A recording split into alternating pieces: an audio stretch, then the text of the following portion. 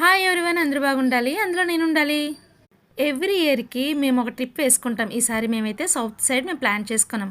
అక్కడ ఒక ప్లేస్‌లోని gobi fried rice మా అమ్మాయి ఆర్డర్ ఇచ్చింది. చాలా టేస్టీగా ఉంది. సో మన ఇంట్లో కూడా ట్రై చేద్దాం కదా అని చెప్పి నేను క్యాంప్ నుంచి రాగానే నేను ట్రై చేశాను. చాలా టేస్టీగా ఉంది. అది ఇప్పుడు ఎలాగో చేసి చూపిస్తాను. గోబీని మంచిగా కడిగి కట్ చేసుకొని వేడి నీటిలోని శుభ్రంగా కడిగేసి ఒక బేషన్లో తీసుకొని దాంట్లోనే కార్న్‌ఫ్లోర్, మైదా పిండి, అల్లం వెల్లుల్లి పేస్టు, సాల్టు, పసుపు, గరం మసాలా, కారం అన్నీ కలపాలి. వరిపిండి, శనగపిండి ఇవన్నీ కలిపి నూనెలో డీప్ ఫ్రై చేసుకొని పక్కన పెట్టుకోవాలి. అలాగే రైస్ కూడా కుక్ చేసుకొని పక్కన పెట్టుకోవాలి.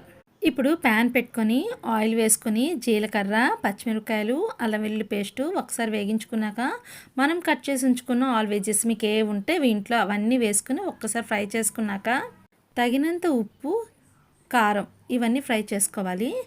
అలాగే రైస్ని కూడా ఒకసారి వేగించుకున్నాక soya sauce and chilli sauce ఒక్కసారి వేగించుకున్నాక మనం ఆల్రెడీ డీప్ ఫ్రై చేసి పక్కన పెట్టుకున్న ఈ గోబీ 65ని కూడా అందులో వేగించి బాగా కలుపుకొని కొత్తిమీర జల్లుకొని సర్వ్ చేసినప్పుడు ఆనియన్స్, లెమన్ పిండుకొని తింటే ఆహా, గోబీ ఫ్రైడ్ రైస్ సూపర్, చాలా టేస్టీగా ఉంటుంది. మనం ఆర్డర్ ఇవ్వక్కర్లేదండి, చూసుకొని మనం ఇంట్లో కూడా ప్రిపేర్ చేసుకోవచ్చు. ఇది బ్యాచిలర్స్కి, లంచ్ బాక్స్లోకి, అలాగే పొంగల్స్కి మీ ఇంటికి అల్లుళ్ళు వస్తే వెరైటీగా స్పెషల్గా ఉంటుంది. ఇలా ట్రై చేసి మీరు ట్రై చేయండి, ఓకేనా? అదే కాకుండా నాకు ఇవాళకి 100 సబ్స్క్రైబ్స్ అయ్యారండి. నా ఛానల్ సబ్స్క్రైబ్ చేసుకున్న వారందరికీ హృదయపూర్వక కృతజ్ఞతలు. Thank you for watching. Bye bye.